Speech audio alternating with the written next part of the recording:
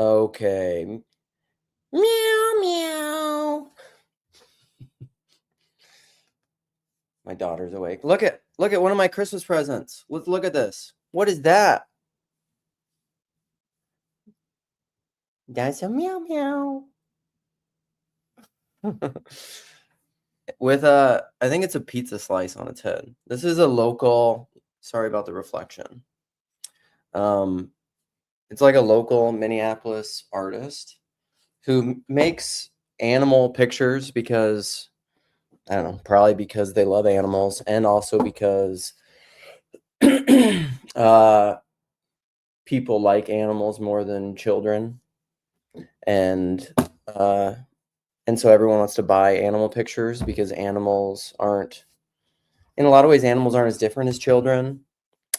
So, sorry, I'm distracted because my daughter just keeps making me faces from everything that I say. But we initially, Minneapolis has these big, it's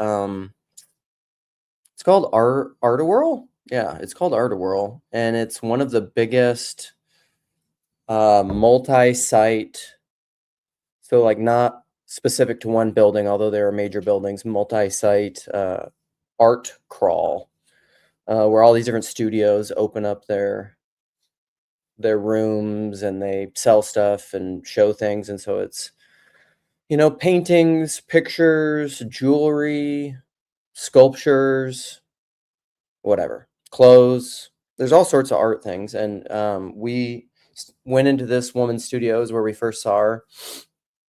And she had this, we actually got another picture of hers for our daughter. That's where we first saw her. I mean, it's not really my taste necessarily, but it's very, I don't know. I don't know. What would you say? It's not, it feels more, what would be the word? Popular. I don't like popular things. I'm an Enneagram 4. Like if something's popular, it feels superficial to me, but not always. Sometimes I like Justin Bieber. Just listen to his recent album. Not crazy about it, but I do like me some Biebs. But that's one of the things we got. The first picture we ever saw, though, was one that we got for my daughter. Sorry, I didn't finish up that thread. Where it's this cute little pig that has like a donut. It's like animals and food. Who has a donut around its waist, like a inner tube floaty kind of a thing. Is Bieber still popular? Pfft, come on, man. He's streaming, of course. Painting reminds you of Ups? Look, Ups was on. I saw Ups recently. Ups broke into. I don't see him. He pops into my channel occasionally, but he was on Chad's What Do We Do Now stream, which is, for those that don't know, maybe Chad doesn't want you to know, but Chad is back. He has his own channel. He's just having healthier boundaries with it. I think his name now is his channel. Yeah, his actual name is his channel. So it's no longer Chad the Alcoholic, Chad the Girl Dad, Chad the, luchador. It's Chad fully unveiled. The glory of Chad is fully there. And he's making some videos, but he did a live stream yesterday. I was running around. I was listening to him and Ups and Neil. There's actually a really cool little branding shot they set up because Neil was pulling weeds because he lives in New Orleans and it's the middle of winter. It's not, it's not just snow everywhere like it is here. How cold is it? It's cold today. I just went out and shoveled again because it never stopped snowing and because the snow plows. It was, how cold is it? It is 9 degrees. When it's under, 20 degrees, it's just cold. It kind of all feels the same to me. It's just cold. But, I've gotten used to it. Anyhow, Neil was pulling weeds. And he set up his camera on Chad's stream yesterday. He set up his phone on on the ground. And so you could see some of the grass in it. It's kind of a cool little random, spontaneous, artsy shot. All right, let's see. Let's get into this. What do we want to talk about today? We're going to do a little show and tell. I like to do show and tell. We already started with the cat picture. See? This is one of my Christmas presents. Victoria Helen, I guess, is her art name. We should also play...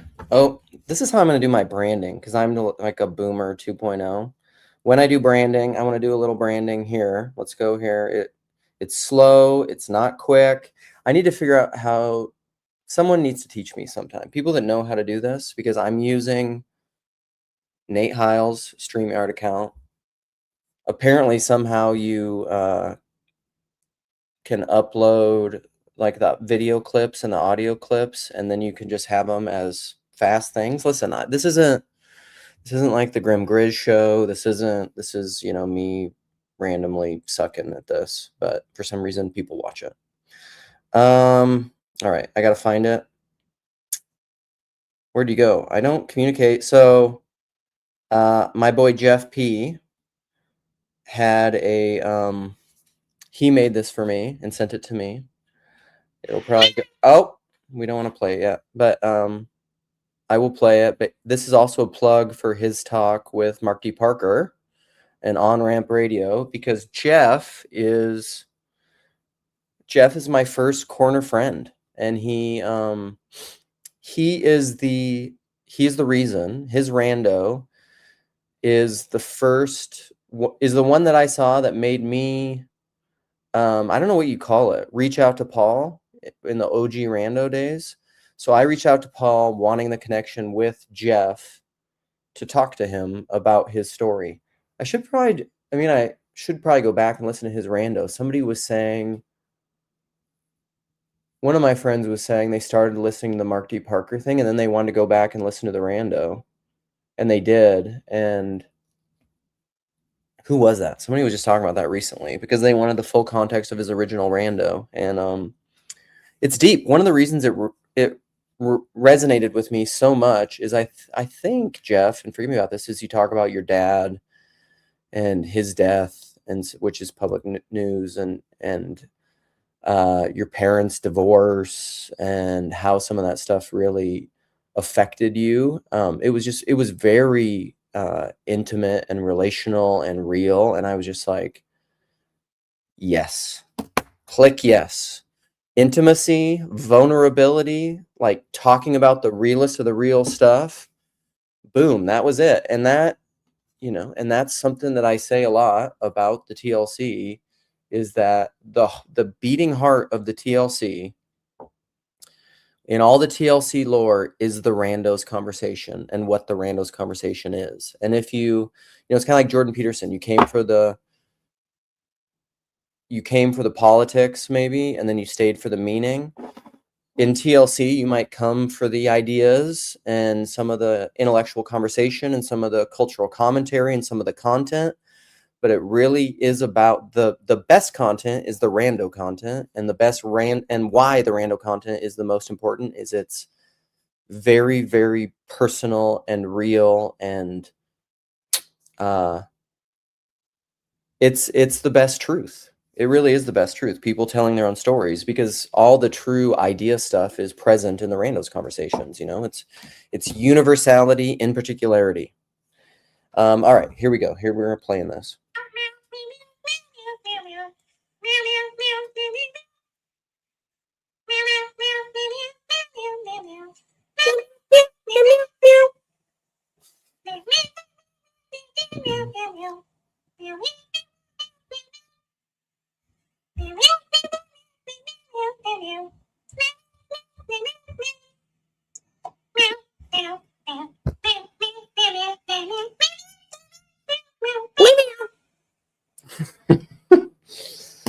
Oh man.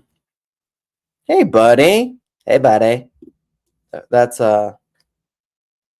like Terrence and Phillip from South Park. Hey buddy.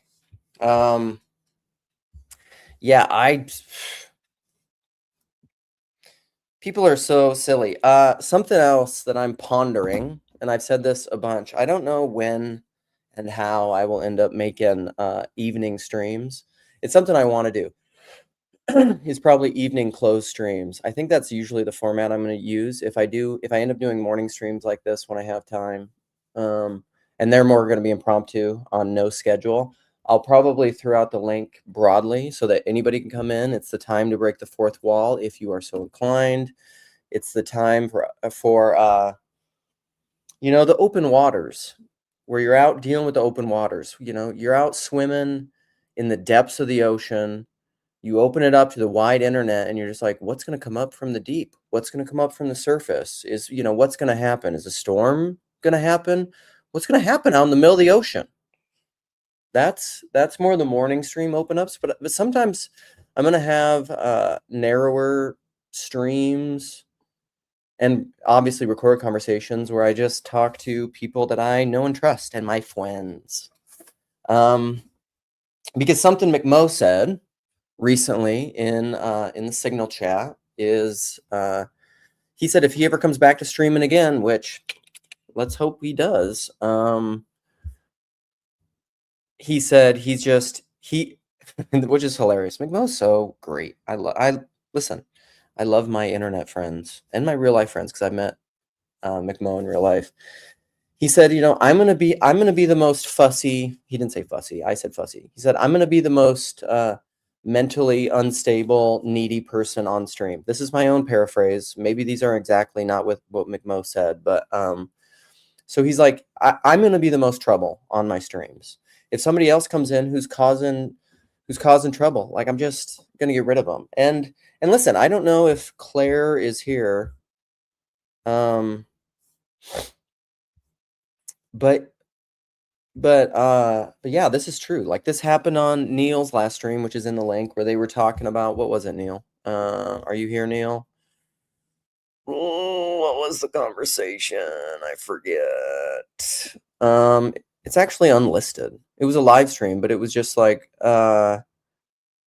it was like a corner conversation of navel gazing and what are we doing, where are we going.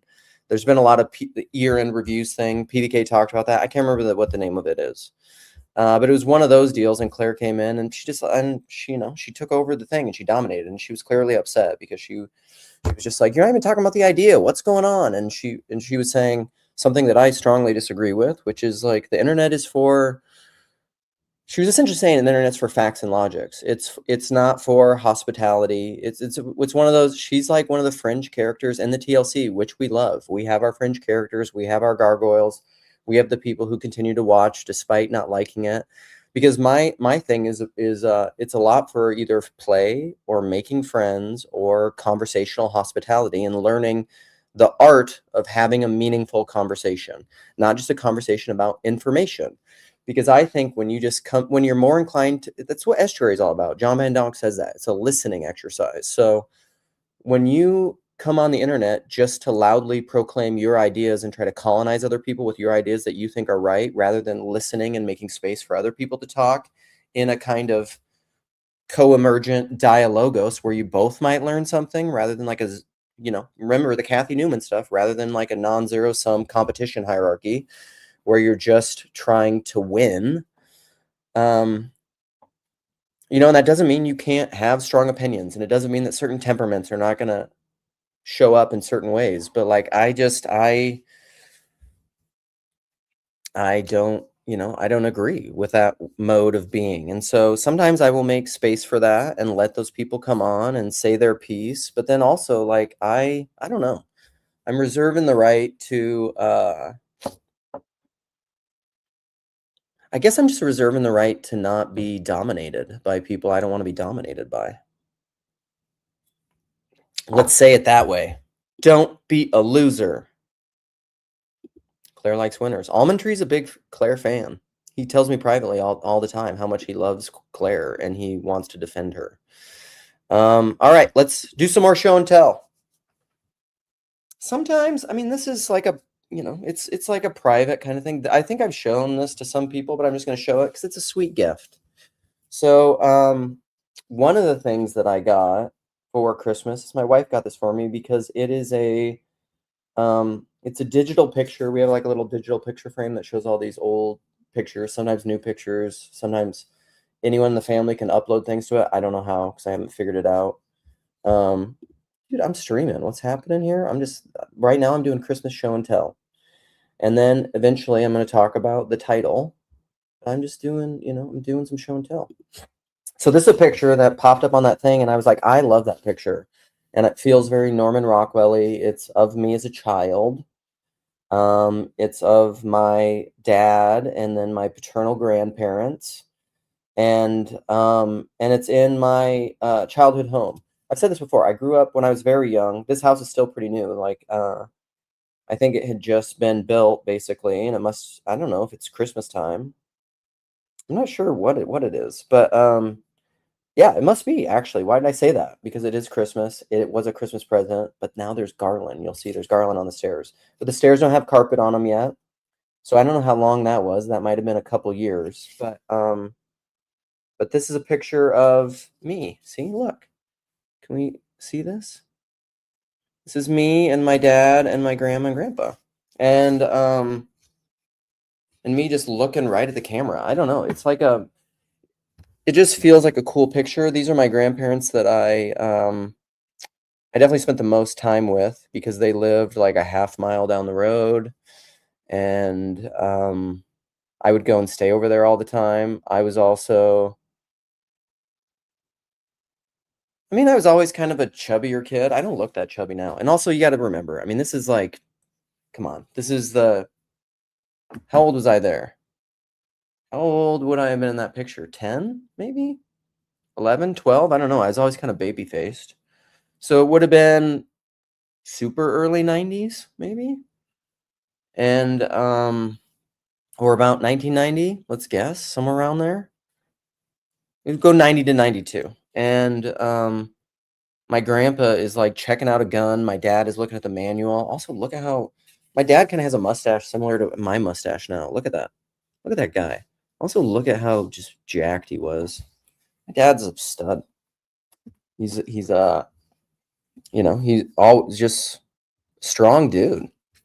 And my grandma, those such cool glasses, like I feel like those would be in style now with hipsters.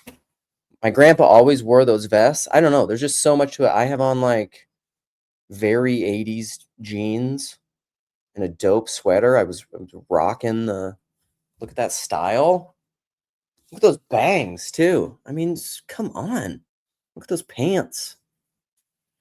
It was I don't know. I love the picture. I really love it. And so that's my childhood home. We lived in a single wide trailer before that, and then my dad built that home where we actually had the top story of the house was from a neighboring town. I'm trying to remember the exact name of the town. And so like they brought the house, the top of the house, on a trailer with a semi, and we built the basement of the house. I don't know. I was probably involved somehow. My dad built the basement structure, and they set the top on top and just integrated it all. On the top of those stairs actually was this giant elk head that my dad shot on an elk trip. He used to go elk hunting. It was just this massive, like the whole neck and head of the elk. It was this huge elk. It actually was massive. For people that know hunting, this is for Matt Krotz, if he's here. He it like had a little bit of velvet left on one of the tips of the horns, and it missed Boone and Crockett by like a couple points. Boone and Crockett is like it's like a record book essentially for hunting. And so that was on top of those stairs. That's my house. That's what I think of when I think of growing up as a kid. And unfortunately, well, my parents don't live there anymore. They sold the house, and apparently I found out on my 20th high school reunion when I went back, I had local friends that told me don't go out to the house and look at it because the people who live there have trashed it, which is pretty sad. But anyhow, that's okay. That's enough about me and my childhood in that picture. Look at what else I got. Speaking of Matt Krotz.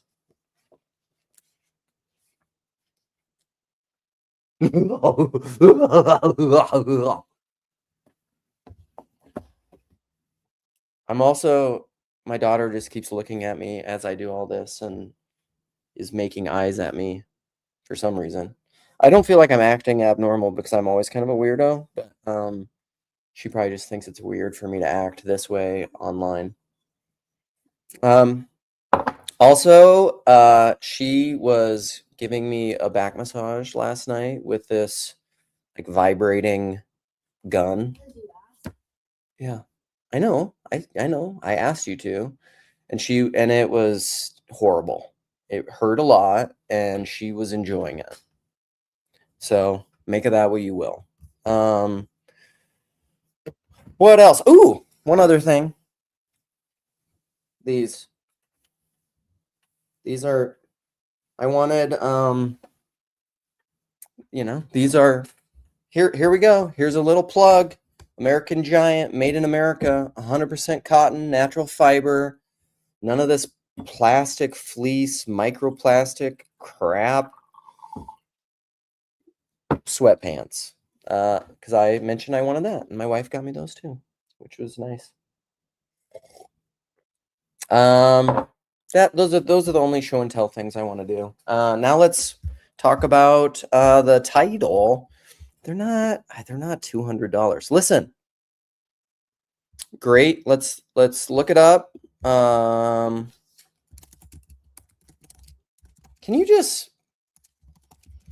you look in YouTube? See, the search sucks so much because I'm trying to look up my stuff. It should just let you it should just let you search like at explicitly, because YouTube, figure out your algorithm.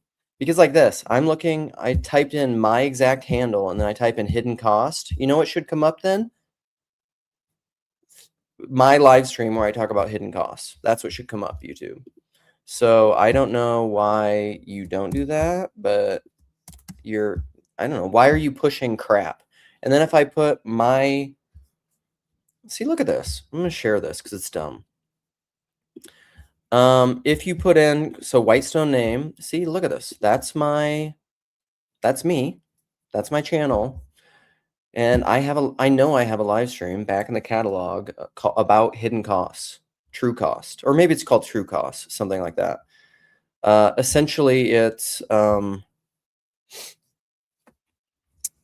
the economic no one gets away with anything. How about that?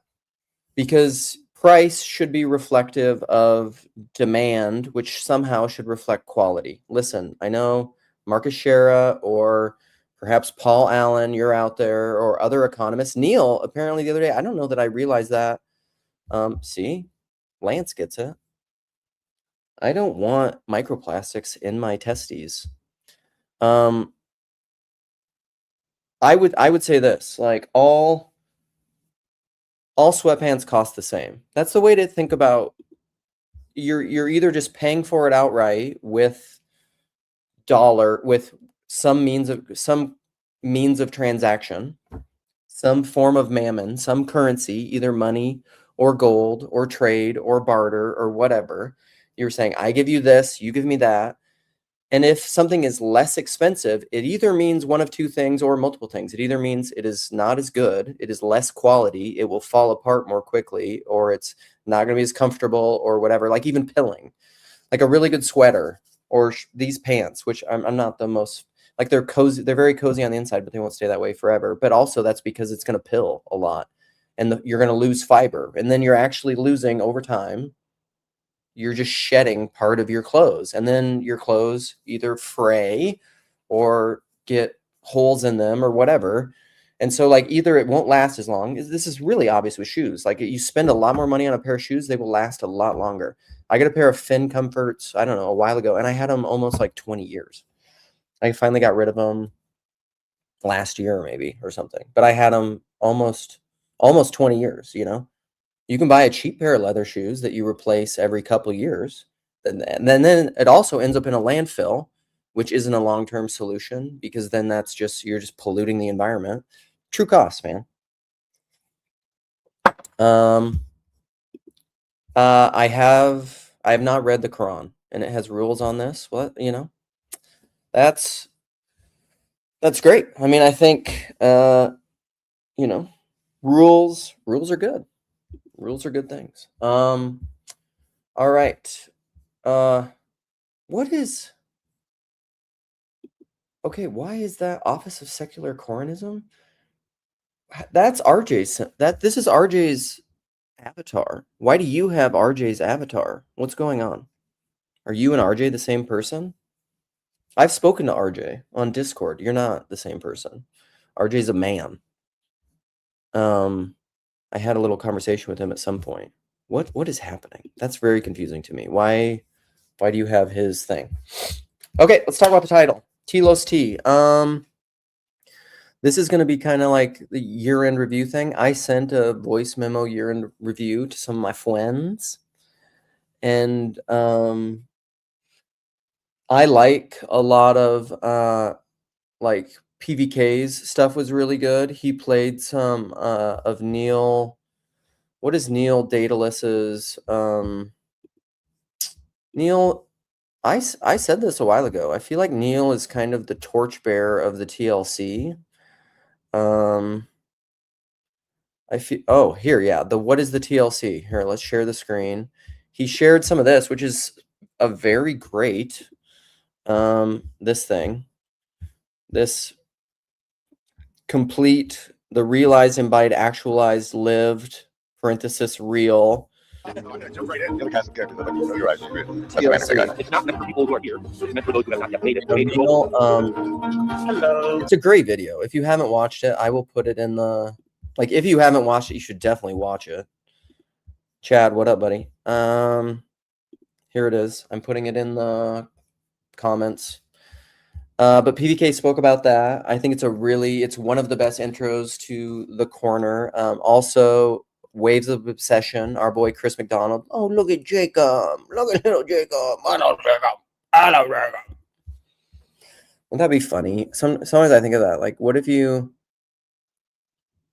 like, at one point when Jacob was a child, somebody was probably looking at Jacob Federecci and just being like, "Hey, Jacob. Hey, little Jacob. Hey, little cutie," and tick on him.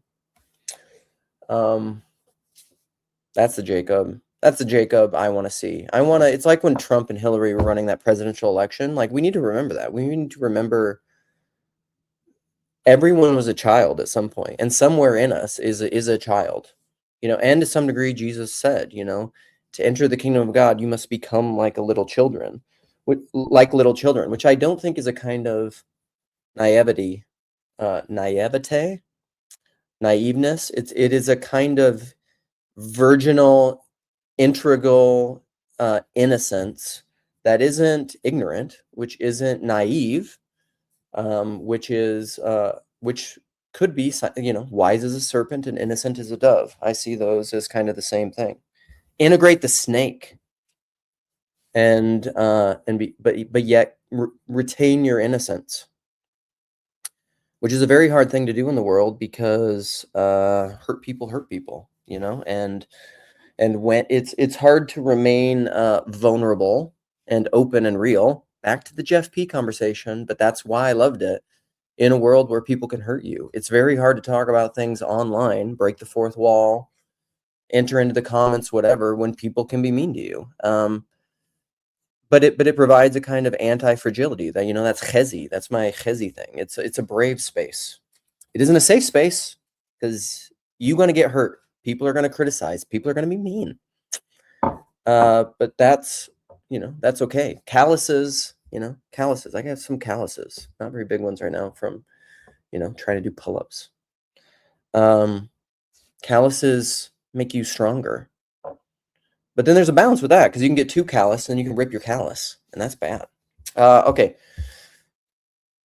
I want to open this up in a little bit. Let's talk about year-end review. What are we doing in TLC? PBK mentioned, and I spoke a lot with Rod Hare about this, that he would like to have, who was it? Who did he say? The business tycoons. Oh, Jordan Hall.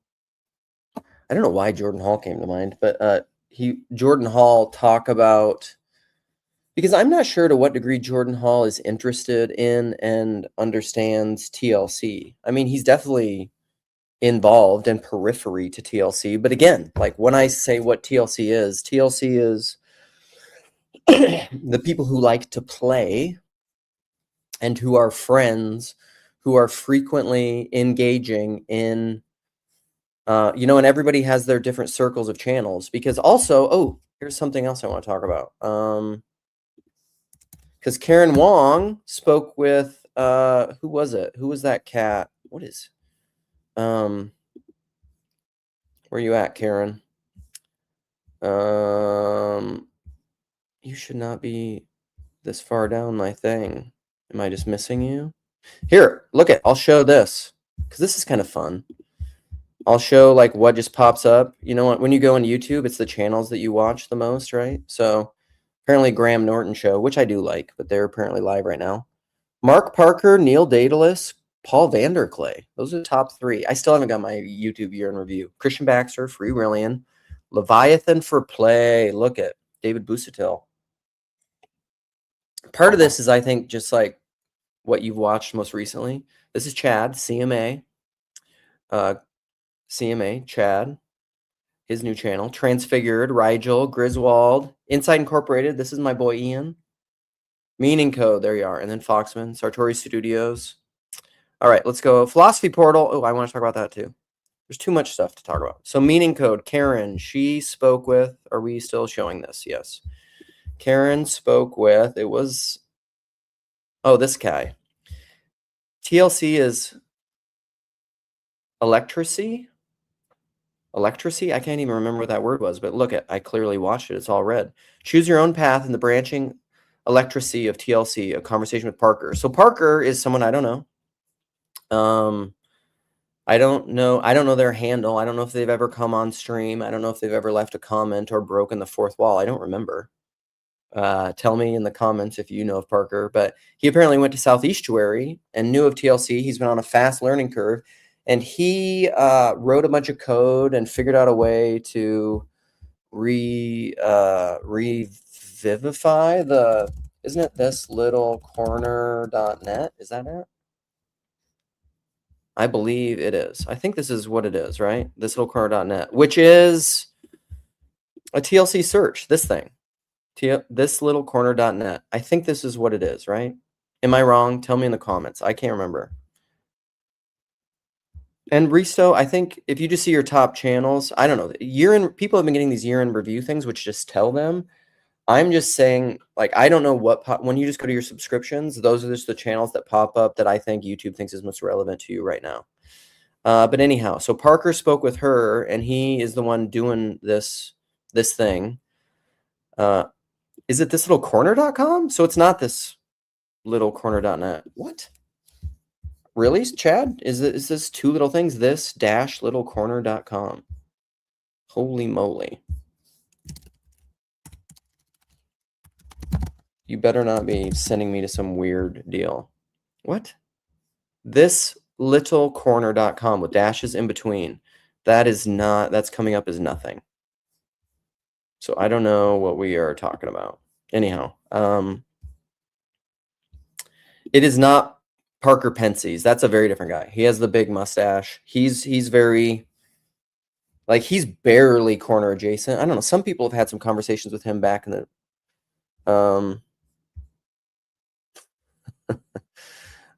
anyhow, I think this is the thing. Tell me if I'm wrong, either now live in the comments. Oh, that is what it used to be. But it's this little corner.net. But anyhow, back to the corner and salience landscapes and what is most pertinent to you. He had a big list of people. Because I think if you go in here, where does it have? Yeah, top channels, metrics. So Paul Vanderklay, Federici, Griswold Graham, Jordan B. Peterson, John Vervaeke, because these are all the channels. I think you can see, yeah. Oh, here. So like if you just go to the channels, so like this is a perfect example. I want to talk about this some. I don't know. I'll maybe never even get to the topic. So quality existence. This is the person who coined the term, this little corner of the internet, Sibylla King. Andrew with the bangs, who's not around that much anymore. I don't even know if she's making YouTube videos, but she was more Discord days. She doesn't play around on live streams and stuff like that much anymore, and I don't know why. I haven't talked to her in a long time. Afriel Politson, still around. Bridges of Meaning Hub. Chad, weren't you doing that? Or who did Bridges? I don't know what that is. Cassidy Vanderkamp, clearly an OG, a close friend of mine. Jeff P said in his Mark D. Parker stream that apparently that was a sequence of the rando video releases. It was like Jeff's, Cassidy, mine somehow, which Jeff's must have been first because that's why I reached out to Paul. It was probably Jeff, Cassidy, me, Chad the Alcoholic, Charlie's Little Corner, Chris Howard, Chris Pacoo, Seabax, Colton Kirby. Like, I don't even know. Who is this guy? I don't even know who that person is. Or do I? But anyhow, you can see like transcript. You can see, I don't know who that person is. Or maybe I do, but it's just not coming out to me. But this is what I mean. You know, it's just interesting who's up here. Deep Talks, that's Paul Antleitner, who's like corner adjacent, I would say. He doesn't really play on live streams or do any of this, but he's a Minneapolis dude. He's gotten to be pretty big on X, I think. I saw the other day, he's got like 28,000 followers or something. Ein Sof, Infinite Reflections, that's Yosef.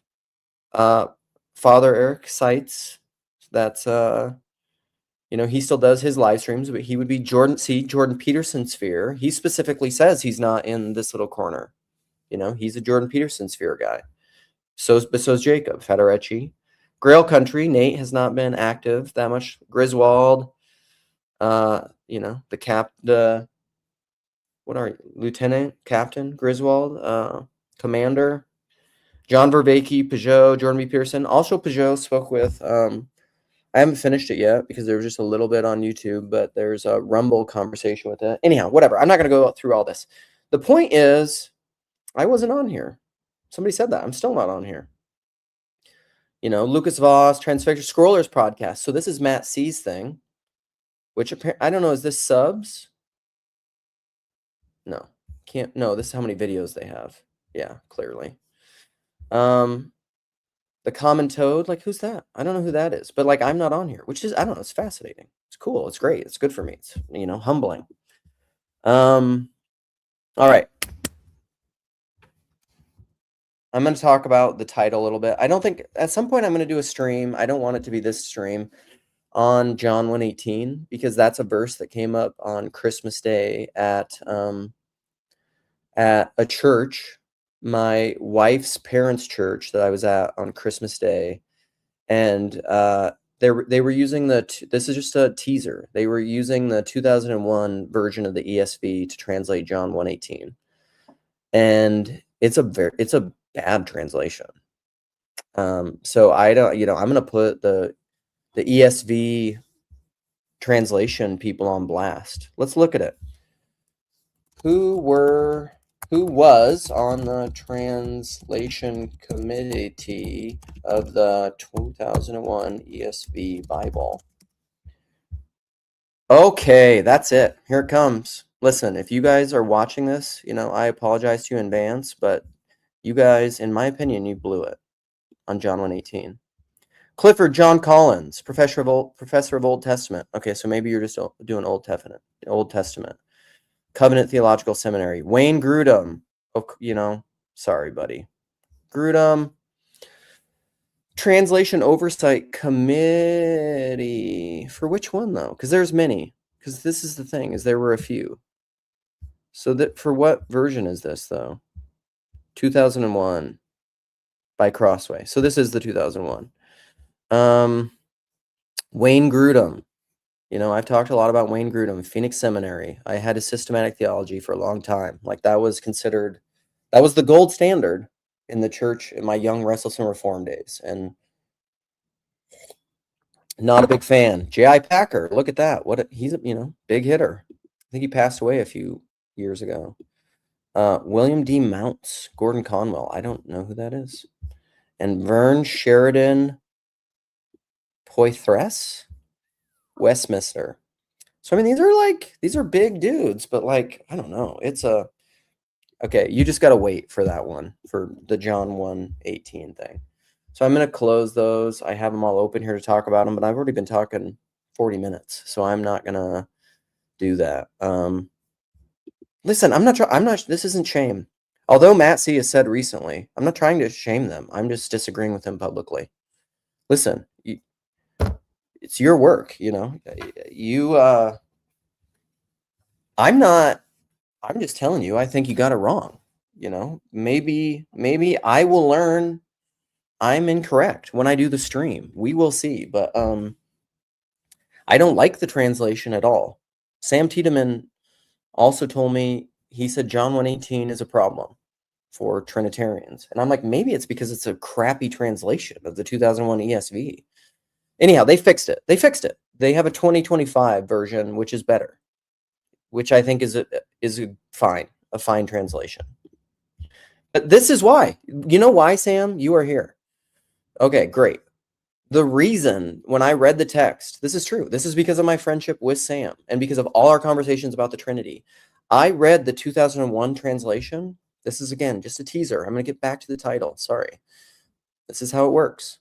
And I was just like, Sam would eat this verse alive, and it would make no sense, and it would be grist for his mill to just be like, this is why Trinitarianism doesn't make any sense, because this verse is like, that's not there. It's clearly not there and messed up. I'm streaming, by the way, Slay, just so you know. Wish you could see the other daughter's face. She gave me the face where it was just like, I'm so happy you're streaming, Father. I'm so happy you're doing the things that you love. And now she's giving me another face of affirmation and love and support. When your family supports you, chef's kiss. Just so lovely. Can you? Please? Please? Can I? You can make your own oatmeal, yo. She did. That's cute, though, when she does like the little baby. Because she's not a baby. She can speak with words, but she still does like the baby sign language, like, please, hungry. That's not even oatmeal, isn't it? What is it? This is please. That's please. Sorry. She also knows quite a bit of sign language, but baby sign language? What does this mean? Hungry? Food. Yeah, food. Listen, if you speak loudly, people can probably hear you. Just FYI. Your voice is going out on the webs, on the deep ocean, where it's dangerous. All right. So to finish out the Sam thing, because whatever, I'm not going to go into it, but I was just like, this translation, Sam, like, I'm sure the translation that I think is better, that is more faithful to the Greek and connoting what I think is really there. You know, I'm sure Sam would still know how to talk about it, and we would probably still disagree, but the 2001 one sucked. Let the children eat oatmeal. Okay, let's say so one of the big things, and this is probably what I want to talk about. We'll just scrap the do people really care about ideas, because that is very related. I'll probably couple that to the text conversation about John 1. Because I think people really care about ideas in theory, and they really think they care about ideas, because I think people have egoic attachment to ideas that they think they should believe. But then in practice, when you try to engage about those ideas, people show me by the way that they react that they don't really care, or at least they're not really open to discussing it. And then I'm like, well, do you really care about the ideas, or are you just living from a place of fear and insecurity where you want to defend certain ideas because of what you think you should believe, not what you actually believe? Okay, that's the do people really care about ideas piece. So I fulfilled that, and we will talk about it more when it comes to John 1:18. The Telos Tea, the navel gazing of TLC, which, listen, I'm not averse to. What are we doing? And increasingly, it has been spoken about that, you know, Michael Sartori has like his sorry, I'm gonna blank on the name, Mike. His what academy? What is it? You guys all know it. Tell me about it. Dualistic Marcher. Listen, Matthew Parlato, aka your biggest fan, is trying to overtake the Signal chat just talking about semiotics, and I'm just like, which is good for me, because it probably also makes me understand and have empathy for when people do that. When I talk about theology or universalism or something, they're like, oh, here Luke goes again talking about universalism. Snooze fest. But I love that Parlato loves you and really thinks what you have to talk about is really important. And I'm sure it is. But this is something I will talk about because it's when it comes to talking about ideas, this is the main thing that I think about. Let's talk about that. Let's talk about this. I said I was done talking about the idea piece, but I'm not, because I'm going to talk about Rilke. And I know Max is here. I saw Max quote this in one of her videos. And I have talked about this. This is one of my go-tos that I've talked about since the beginning of the corner. But Rilke, be patient toward all that is unsolved in your heart and try to love the questions themselves, like locked rooms and like books that are now written in a very foreign tongue. Do not now seek the answers which cannot be given to you because you would not be able to live them. And the point is to live everything. Incarnation. Christ in me. The point is to live everything. The point isn't to have the right ideas in and of itself, because that is egoic abstraction. The point is to remember embody, to embody the proper ideas, which I know I can hear Matthew already, or Marcher, like those two things aren't mutually exclusive, which I agree to some extent. But the point is to live everything. Live the questions now, which I think is a lot of what TLC is. Perhaps, which is conversational hospitality, which isn't just angrily telling people what you think about stuff and trying to convert them. It is dialogos is living the questions together so that you can move further up and further in. Hey, babe. Oh, look at that. Costco delivery. Come on, girl. Come on, girl. You can go get it. That would be good. Now you have to. Sorry, because I said it publicly. Okay, perhaps you will then gradually, without noticing it, live along some distant day into the answer.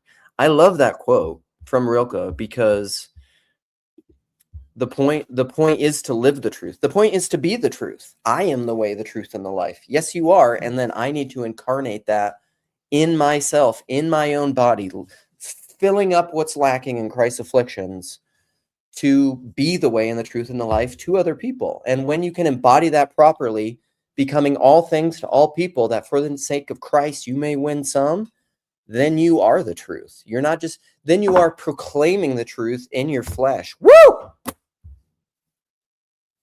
Let's preach. Let's preach a sermon. And so here's the thing, because the truth, the abstracted truth per se, if you don't know how to embody the truth rightly for the other, the big other that you are speaking with, in a way that they can hear it and receive with meekness the implanted word of your gift of truth, if they are not able to be the soil to receive the truth of your seed, if you are right but relationally wrong, they will not receive the seed and it will bear no fruit.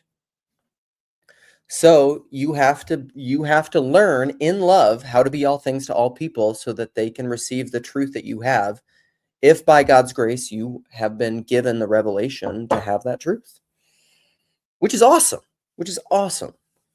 But to me, like that is the key piece, is cultivating the soil and living the questions in a place of mutual trust so that people can receive the truth that each of you have to give each other. All right. I'm like talking for an hour. Okay, first I got to see the poll because I asked a bunch of my friends, should I put out the link broadly or narrowly? Should the way be broad or narrow to engaging in the Luke stream? What has been the answer to the poll? Okay, where are we at? Nope, that's the wrong chat. Shoot. All right. Oh, broad. 2 votes for broad. One vote for select. The select few, or the broad way. Okay, so we're gonna go broad. I'm gonna put the link out, but again, like I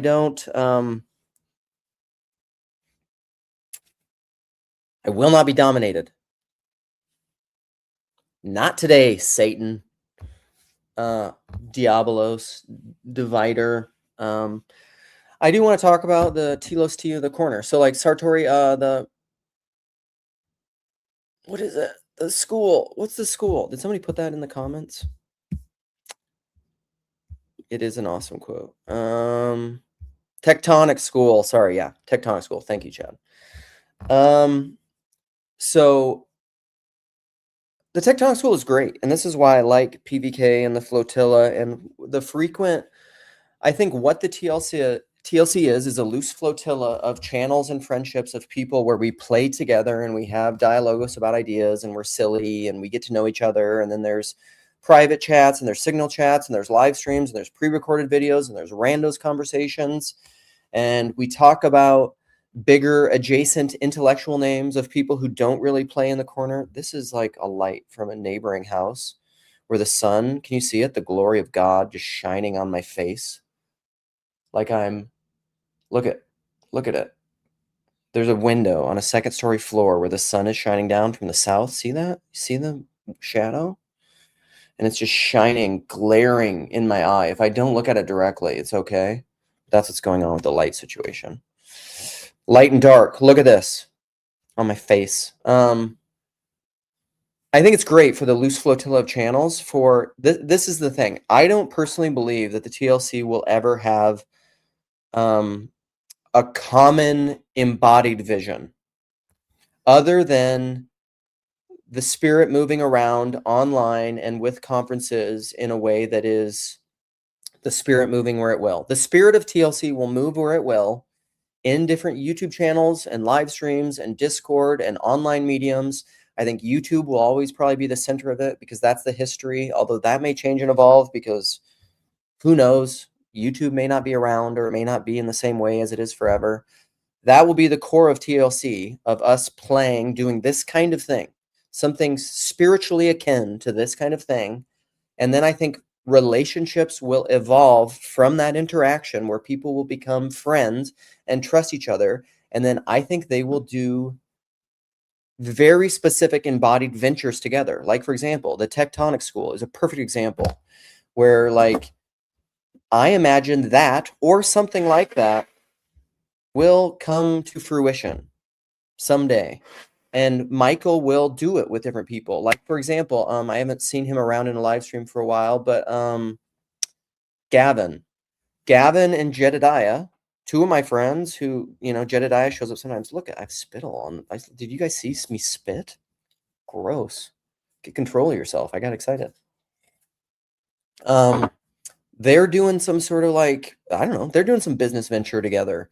Rod always talks about he would love to connect people and help people to take good ideas of inspiration and make it manifest in the world to help people. Neil put in one of the comments like something. This is the art of vocation, but like I don't think TLC is ever going to like unite into one of those ventures all together in a totalizing way where it's just like this is what we're doing. That's much to the chagrin of Jacob Federecci. Jacob was always trying to get TLC to become one thing, and just like he wanted listen, I'm a non-centrist. I'm an anti-federalist.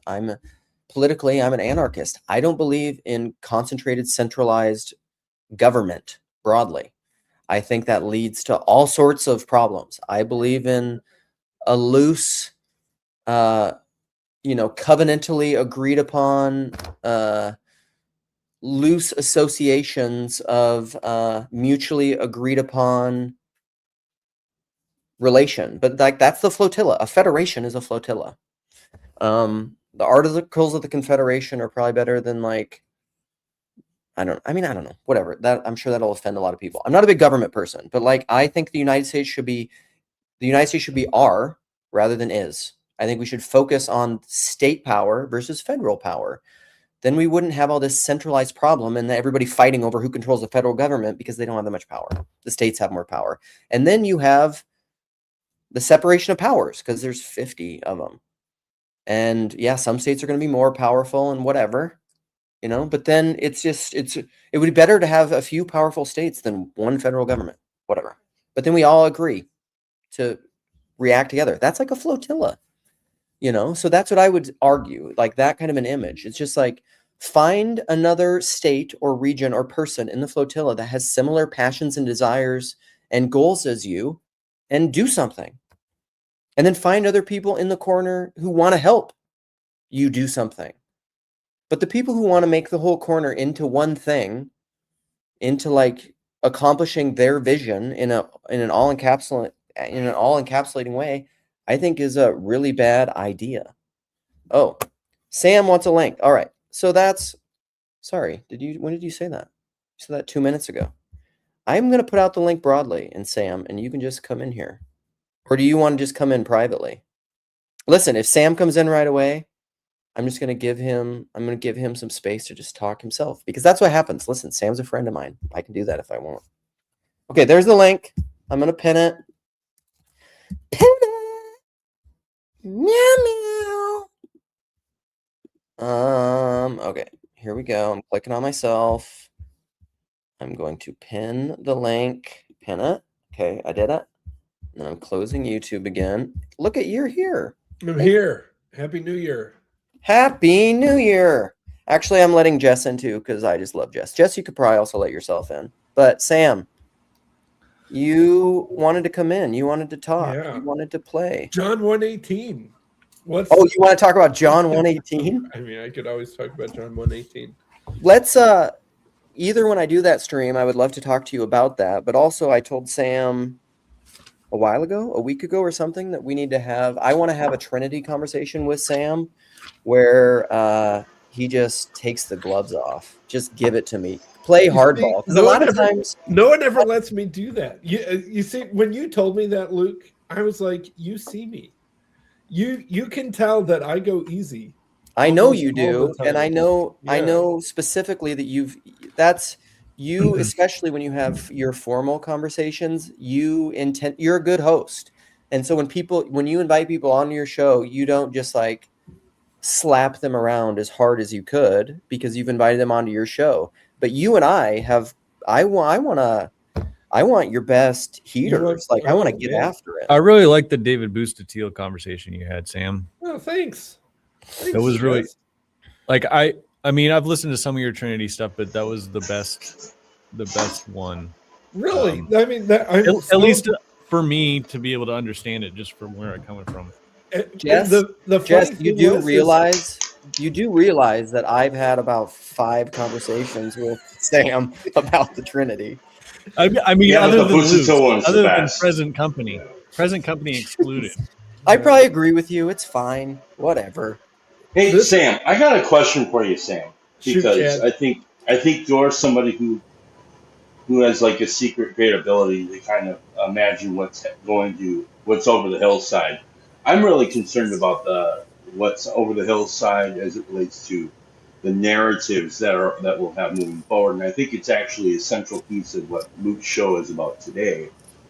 And I think, okay, here's my little prediction. Which narratives are you concerned about, Chad? The ones that hold everything together, basically. Not the religious ones exactly, but like, like the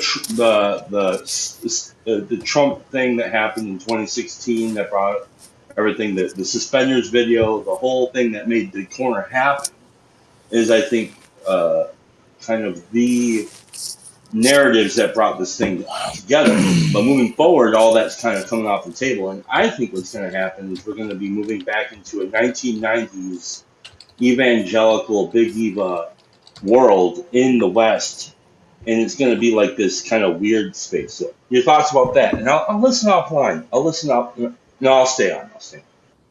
I mean, I do think that the things are moving beyond us. This is our 10th year, right, since 2016.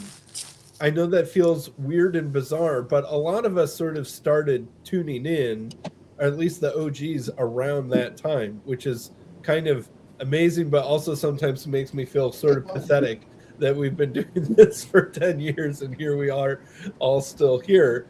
The group was formed by sort of collective acts of attention of all of us listening to similar things, feeling similar things, and that recurring idea that I've no one to talk to about this stuff with, right? That was sort of the impetus of this, and Midwestuary sort of helped kind of give some kind of steam vent to all that kind of stuff.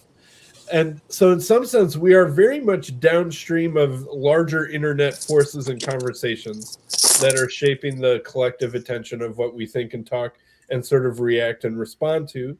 And in some sense TLC can make our own attention of what we're paying attention to, but mostly we're still affected by larger channels and events and topics and conversations. But things do seem to be getting just like real weird and topsy-turvy. And like I think that a lot of the unifying attention was anti-woke stuff, and then wokeness sort of got vibe shift killed.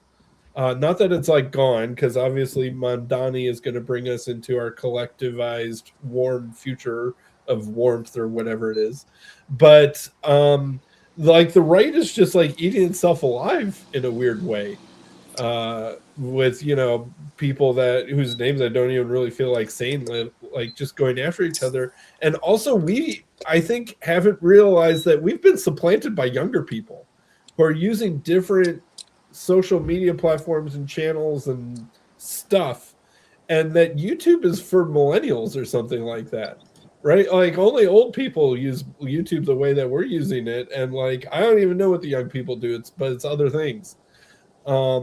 And what's the on-ramp and what's the direction? Anyway, I don't know. I feel you, Chad. Things are getting weird, and I don't know how exactly we're going to respond to all of this. Aren't the youths really into live streaming? No? What do they do it on?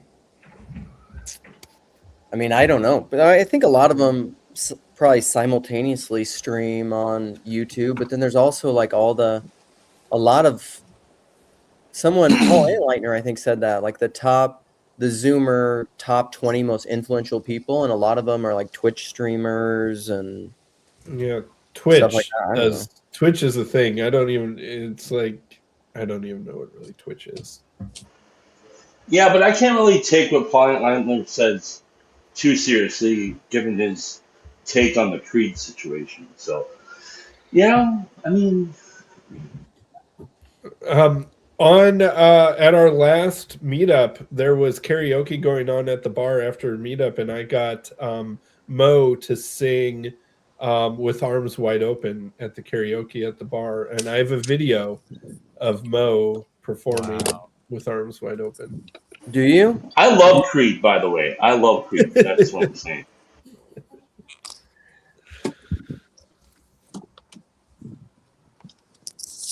Yeah, I would say that I don't really love Creed that much, but I do. I have nostalgia for them. Did someone leave? What happened? I think somebody left. But I don't. So like even that, like I was telling someone the other day, even my online stuff, I'm such outside of just mere consumption entertainment of like, I listen to most of Rogan's podcasts. I listen to some comedy stuff. That's like most of the content. I almost never listen to just straight intellectual cultural commentary stuff unless a corner person that I know and trust tells me to do it. So like even I was saying this in a Signal chat the other day to a bunch of guys because Risto's here where we're going to reach like a max. I think 9 is max. But like Risto and I are going to meet sometime in January, I believe, in real life, and we were thinking about going to let's get controversial about that. We were thinking we were going to go to the Somali Mall in Minneapolis, and we had this idea, or he had this idea a while ago, because that comes up in some conversations. I mean, that's obviously big in the news now. And then he messaged me the other day, and he was just like, "Do you think, like, is that maybe a good idea?" Bristow, I hope it's okay that we're talking about this. But he's like, "Do you think it's maybe a good idea? Like, do you think it's safe?" And I'm just such an oblivious person. Number one, I don't watch the news at all. I don't know, like when the George Floyd stuff was happening and like that precinct in Minneapolis was on fire. I've said this before. I didn't know until we were driving. I was driving back from visiting the in-laws in South Dakota, and we were driving up the interstate, and I saw it on fire, and that's how I found out it was on fire and everything that was going on in Minneapolis.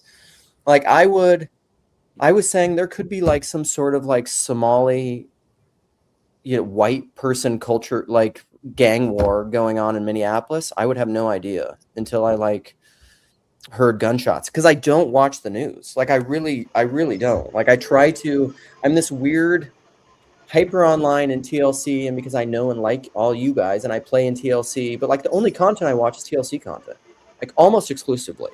I don't listen to all these other people because I don't think it matters. I think most of Yeah, it is, but Rogan, right? You listen huh? to a lot of Rogan. You I listen to do Rogan, kind of, right? Rogan. So is Rogan the millennial Matlock or the millennial Andy Griffith show?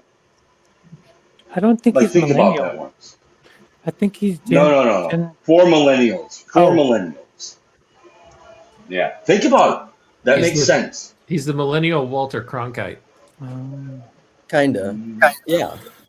He's the wise Gen X, the millennials. You're really quiet, Mark.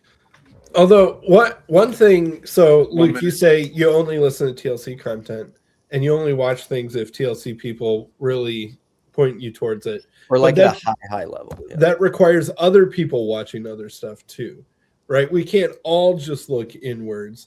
No. Like the estuary works if the streams are running in and people are like going out there and finding some interesting stuff, making some interesting stuff, thinking up, digesting, making new content that's bringing stuff in, or else it just becomes a stagnant marsh as opposed Yeah, to. for sure. Yeah, I guess I don't even know. I'm trying to think of what my point was in even saying that. Part of it is that I whatever we're doing in TLC to me is I don't know, I guess is unique, or else I guess that's my point, or else I wouldn't be doing it. Like well, I think if I could get my itch scratched somewhere else, I probably would. I think to get maximum benefit, there is some calibration that needs to be done, because I listen to people that don't have the same views as mine. I listen to PVK all the time, and I'm not Calvinist, but I don't like shut him out because he's Calvinist. On the contrary, I want people that want to push what I seem to think as my reality. Because if I have some sort of distortion or misconception or bias, I'd rather know sooner rather than later. Because I played the other game where I'm like, no. Whatever I say is the ultimate reality, and that doesn't end too well in the long run. So, but what I say about the calibration is because I also will not, by choice, listen to someone that's too extreme, too opposite of my view, where it's too far out there, because I think that's also a waste of time, because it will only yield frustration within me. And I know that's a me thing. So that's why I'm saying, my opinion is like there's a calibration that needs to be done as far as listening to voices that don't align with your views and your beliefs and your ideas and your concepts of reality. Because the only way I'm going to learn something new has to come from outside of me. Because if I knew it, I already know it, right? My journey is I'm going to learn, but I want to learn something that's going to make me better, not worse. Because there is that beware. Yeah, I want to respond. I have so many thoughts, but there's a lot of other people who haven't gotten a chance to speak yet. So whether it's Jeff or Ian or Mark. I just, Much better. I'm about the same age as Joe Rogan, and for a lot of the younger generation, and I'm guessing here, I don't know, but he's like a voice of wisdom. He's like a really relatable, simplifies everything, gets it down to like brass tacks, just simple guy who's trying to figure stuff out. I don't know. Something like that.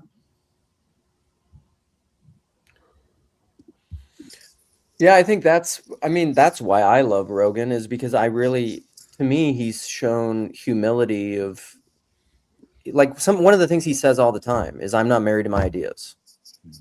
Like, that's something Rogan says all the time, which is like borderline gospel to me, because to me that shows because that's what you need in order to repent intellectually. You have to not be married to your ideas. Yeah, I mean, that's necessary. And so someone who's not, like, that's probably the biggest thing that's a turnoff to me. And even that, like I say, I'm a fundamentalist about including the fundamentalist, which to me, fundamentalists are people that are married to their ideas.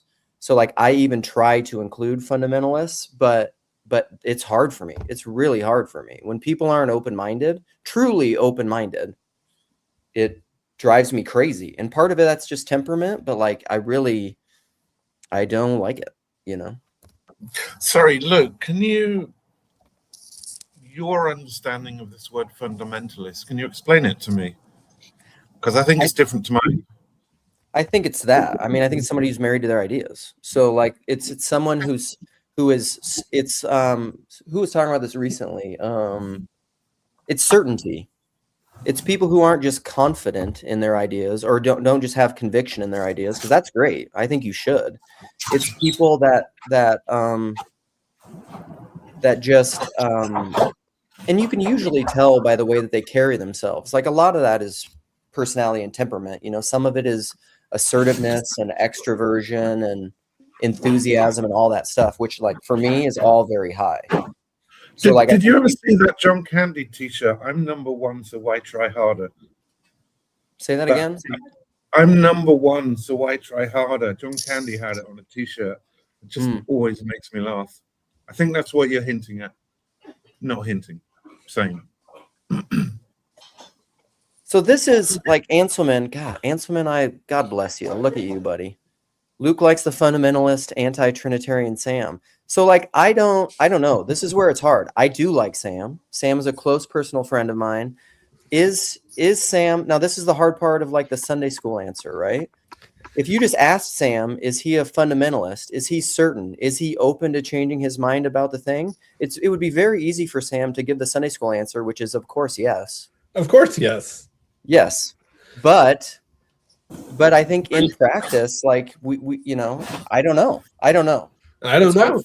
Yeah. Like, Sam might be listening right now, Luke. Who might? Is this Sam in the room with you now, Luke? Yeah.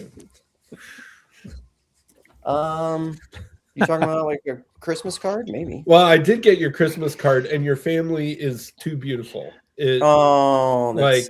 I think you guys used AI to make your Christmas card. I don't believe it. Did you just hear that beautiful nose blowing? There's some more. I don't know. I've never really been accused of being a fundamentalist. Fundamentalists, although I often, I've gone to fundamentalist churches. There's certainly churches that have lots of fundamentalists. They seem to get pretty annoyed with me after a while, in all honesty. Well, that's part of that's just the temperament of asking the question, because that like goes to the John 8 thing again, to like tease the John 1:18 thing. So like, this is at a Missouri Synod Lutheran, pretty conservative church, and it's also people who like to, they are very, part of it is cultural, it's German farmers, and they're very like rooted in their tradition. Like, they recite the creed. They think all these things are very important. But then like depending on how you translate John 1:18, that verse, it either seems like nonsensical egalitarian Trinitarianism. Because like, if you leave out the only begotten part of it, it's just like, there is only one God. And then it says like, it's only God. And then the God who's standing by the only God. And you're just like, what are you even talking about? How can there only be one God and someone standing by him? And like, you're in my head. And I'm like, that verse makes no sense if you leave out the only begotten part. But on a Trinitarian frame, it would make sense. We don't get into the technical stuff yet, Sam. Save it for later. But textual variants. Oh man, we're gonna have so much fun talking about textual variants. But the Alexandrian textual tradition versus the Ephesus one. Oh, save so much to cover. Should we talk? Do we prioritize time or geographical spread and textual variance? Oh, it's really. I'll let you do it. Okay. But like Well, before you guys get on that, there is something that, sorry, I have to interject here, just to say something that's this is kind of like a thought experiment, because I'm not saying this is law or certainty, so it's an opinion-based type of approach, but even within a circle of commonalities, say, in a group, right, where you go in a group because you believe in that, whatever the group stands for, a denomination or whatever it is, even within that group, you find differences in that group. And they all say we believe the same thing, and they all see things differently because that's how we are wired. As a matter of fact, when you look in the scripture, it says that the Holy Spirit is the one that gives us the gifts, but not willy-nilly. And they're different and to different people. Now, the question is why? Why would that be? So this is what I'm going to say about as far as the same group, it's different, even though they're the same group. And even though they read the same text, it's still, with the Holy Spirit, they still interpret it a little bit different. And it's like, oh, wait a minute. Is it the same Holy Spirit here giving us interpretation? So I'll bring this into the practical everyday life.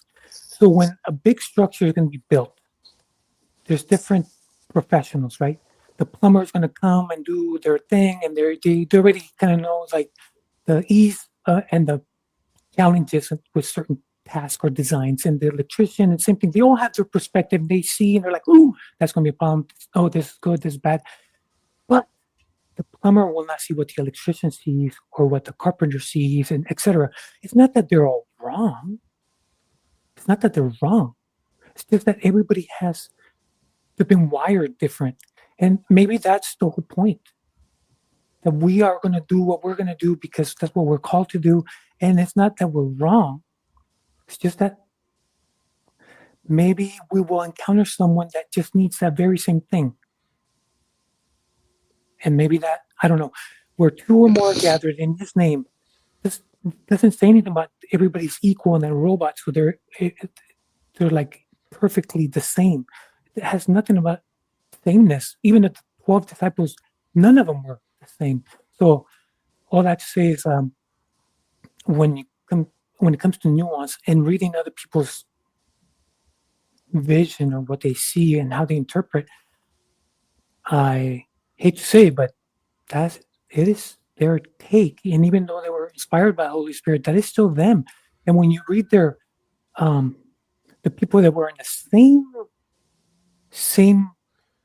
within the same I lost the word, from the same time frame, like they're the people that were writing in the same time frame, they have different views. And I'm not going to say that one's right, one's wrong. It's just that that's how it is. So all I have to say is we're all wired differently, and we're all the same but different. But maybe that's the whole point. All right. Yes, thank you, Alex. I think there's a lot of good in there. Ian, and I said in the private, Ian or Mark got next. I know Mark D. Parker was ready to say something. Just because they're here, I want to make sure you guys can speak if you have something to say. And then Jeff, you just got to speak up when you want to speak up. You know, if you want to talk, get after it. Or Jess, listen, you guys are, or Sam, you guys can just do whatever you need to do. And then bring up Daniel, huh? I just want to bring up John 1:18. No, we're not going to do that. Right. We're done with that now. And How then about Daniel, Isaiah 9:6. Can we at least do Isaiah 9:6? Let's do it. Or Job. no textual stuff. But then I'm also happy that Daniel's here. I don't know, you've maybe come in a stream before, but I'm excited to hear what you have to say. So let's go. All right. Mark? Mark. What's your definition of fundamentalists again, Luke? Something about certainty? We got to get this written down. Right. And then hold me to it. Be a right. fundamentalist about the definition of fundamentalism. The letter of the law. Hold on, Luke, I want to write it down. Certain. There was something about certainty in there. And Sam said it in here really well, I think, is there's like there's a like technical definition of fundamentalist that's historically rooted of like the fundamentalist movement. Paul will actually talk about that a lot, PBK. And but culturally, I think colloquially, in the common discourse, a fundamentalist is someone who is close-minded. They are certain. They are dogmatic. They're an identitarian. They want to convert everyone to their absolute dogmatic truth. But you're certain about nothing, though. I mean, that's the problem. Is where do we? To me, it's not about certainty. It's about when and where we apply a certainty. And so because I think, you know, if you're certain about nothing, I think your definition falls apart pretty quickly. Right. I mean, unless you're willing to be a your mind would fundamentalist. just be a chaos mush if you didn't have some kind of structure. Right. Well, and then what flashed in my mind was you talking. You touched on the thing about you and Risto venturing off into Minnesota's mini Somaliland or whatever, and having some anxiety about that. And I thought, you know, and I'm just picking on you, Luke, because you're my friend and I can have fun with you. But, you know, when did Christians become so fearful? There was a famous book when I was very young that went around the churches in the 50s, 60s, something like that. The Cross and the Switchblade. Remember that one? Any of you guys old enough to remember that one? No. It's a David Wilkerson. Was that his name? He became famous for evangelizing street gangs, which are really, compared to today's street gangs, were probably pretty mild, but they could still be really violent, and there were a lot of murderers involved and stuff. And there was a period of time, and there are still some Christians out there evangelizing in that way, but it takes a kind of radical. There's another missionaries used to go off to far out places and not just try to dig wells, but actually try to convert minds and hearts and while they dug wells. And, you know, into ghettos, a lot of work used to be done in what used to be called ghettos. That may not be politically correct anymore. I don't know. It better be. There are a lot of ghettos. But that takes a radical certainty, I think, to sustain that year in, year out for decades at a time. Just throwing that out to you guys. That's all. So my response to that, I mean, we obviously didn't get into the whole Somali Mall gang war fearful thing. He just asked me that, and my main point with that is that I'm oblivious. Like there could be gang wars happening in Minneapolis. I would have no idea. And that wouldn't, listen, I hope you know me well enough to know that like I egoically fantasize in like a very silenced way of like a glorious martyrdom. I've always wanted to be a martyr. Like sign me up. You kidding me? I want to go, like if I were to go to the Somali Mall and just want to experience their culture and love and revel in their culture and appropriate some of it, which is Matt C says, which is a very white thing to do. Like that's a great thing about white American culture is that we appreciate other cultures a whole lot and we want to go and appreciate them. And if they wanted to beat me up and martyr me, I would just be like, heck yes. Although I am also a married man with a family and I need to talk to my wife about such things. And I don't think she wants me to be a martyr as much as I fantasize about being a martyr. I don't want you to be a martyr either. That's not my point. But it's more like a confidence in our message. It's without being colonializing about it either. You know, there is I'm a fundamentalist about martyrdom. I want to see Luke playing Tom Hanks in that movie where the Somali pirates take over the boat. I think that's Luke's desire is to just be kidnapped and killed by Somali pirates. Luke wants to be ravaged. Yes. I do. I also would love, I just want to eat Somali food. I mean, a lot of it's about food. I want to eat other food all the time. All right, Lance or Daniel, what do you have to say? Daniel, by the way, I need just like a list of all the things you referenced in our philosophy portal talks. I feel like a lot of them are good. Also, and like Daniel is like, I agree with almost everything this guy says. I'm like the blue collar popularist who just goes on woo and intuition. Daniel like has receipts for all the stuff, and it's great. And I would say I will just give someone 200 Luke coins if you can just mention a book Daniel has either not read or is not familiar with. Okay. Could I say something here? Yes. So when I hopped in, I was I skipped from the YouTube to the live or StreamYard thing, so I was a little bit catching up. But I think that the thing that I identify as the essence of the TLC, and I've only been here for 5 weeks or something, so perfect. Cut me some slack. It's a fresh perspective, maybe. Is that there is it's like the estuary thing that Sam was talking about. You need all of these different things to come together with what is sort of maybe orthodoxy. So these were the words I was playing with, was heterodoxy and orthodoxy. And you need a little bit of both in order to play, because if you don't have any structure, then the game's no fun and nobody wants to play. But if you don't have any creativity, then the game's no fun and nobody wants to play. So I was thinking about that, and then I got off onto the ortho part of orthodoxy. It's like orthopedics, right? It's like a bone thing, I think. I'm not 100% sure, but I'm pretty sure that that's what the Greek or the Latin or whatever the root word is. So then if that's the case, then orthodoxy becomes the skeleton or the structure. And I think heterodoxy, if you think about muscles and the way they move opposite to each other, sort of function as like the animating factor in the composition of the body. So there's something really interesting in the TLC of this collection of people who probably are more on the heterodox side of things, even in whatever Orthodox communities that they participate within, all being in the same place, And so you need to have this both and situation of opposition. We talked about beneficial adversaries or opponent processing on a stream not too long ago.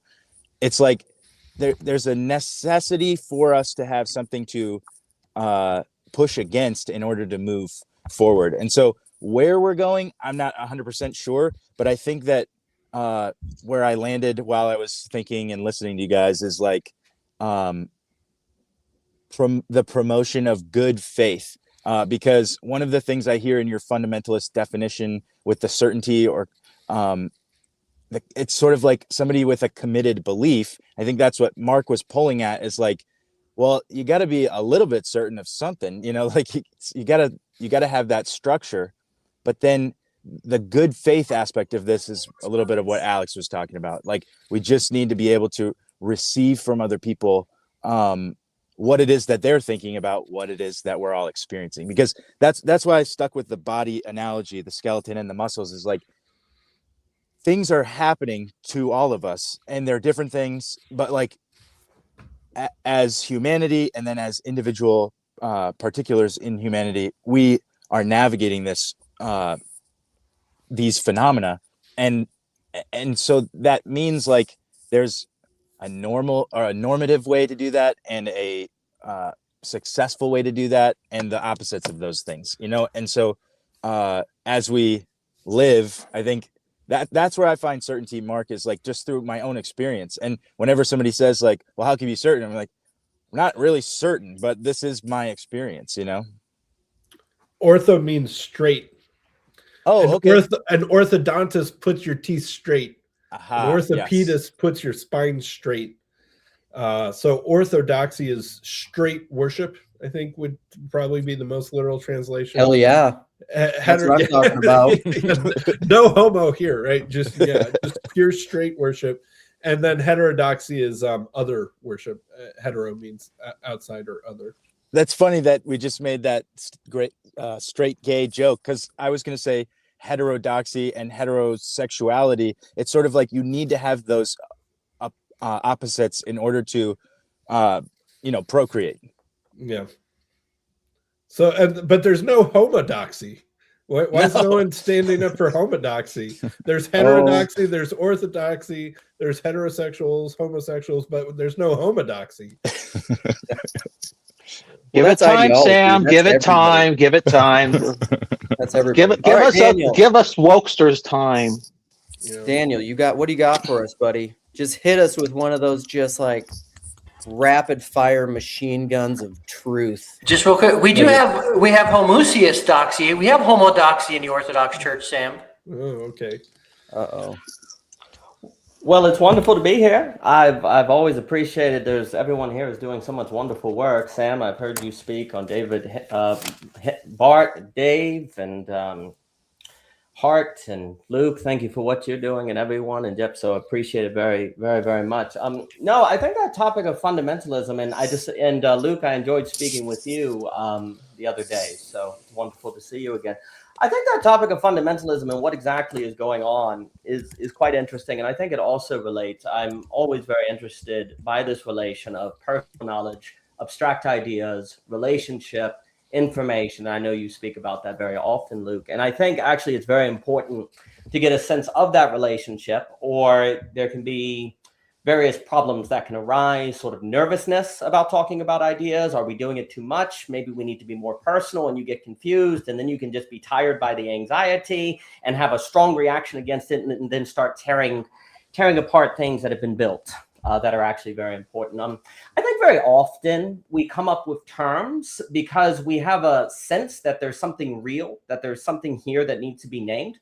But sometimes the term that we use is perhaps not the best terms and leads to various confusion. So for example, I think people came up with the term fundamentalist because you would encounter someone who felt like they had a certain sort of unwillingness to receive, a certain unwillingness to hear, and there was a certain wall. And so there was a sense that there is a qualitative difference. And I think it's also important to realize that most words are created because of a qualitative experience first that you're trying to name to get a grasp on, so that you can better orbit and understand it. And that can therefore help you carry yourself in the world. And I think the term people fell upon for that feeling of hitting a wall was fundamentalists, because very often these people who would hit a wall would appeal to some sort of deepest truth, or I'm just trying to stick with what matters, or I'm just trying to stick with what the Bible says. So there was a certain appeal to the fundamental, right? Well, I think a better term than fundamentalist, because that kind of implies it's possible not to be a fundamentalist. And I think what people are pointing at is you always have to have axioms. It is impossible to actually even organize a philosophy or worldview without, I would say, non-rational axioms that one assents to for, say, experience or faith or whatever, that actually affords the possibility of thinking and rationality. So there's no possibility of thinking without axioms. But the term fundamentalist implies that some people have fundamentals and other people do not, which is a problem. It's more so the case, in my opinion, that the fundamentalist is an enclosurist, I almost want to say. Someone that creates an enclosure around themselves that then blocks out otherness, and they are only willing to meet you if you meet them on the terms. You go through the door that they unlock or keep locked, and they do so to the degree that they think you're not a threat, right? So there's more of a kind of enclosurist structure that's going on.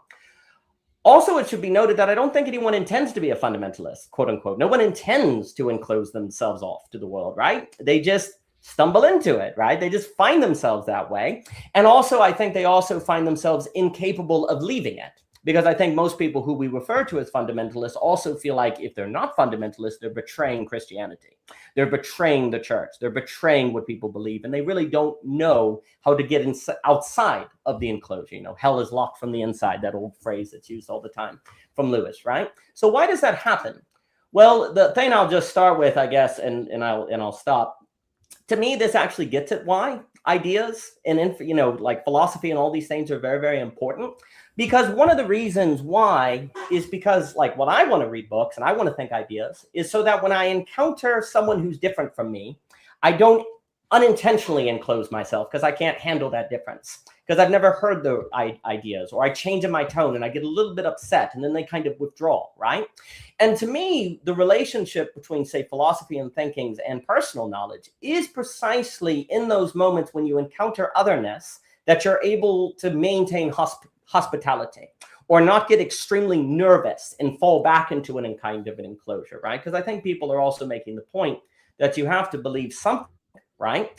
Leslie Newbegin, who was a wonderful thinker. He has a lovely book called Proper Confidence. And he says that the choice isn't between certainty and nothing. It's between, you can have confidence, right, without having certainty. And I think that's a very helpful framework.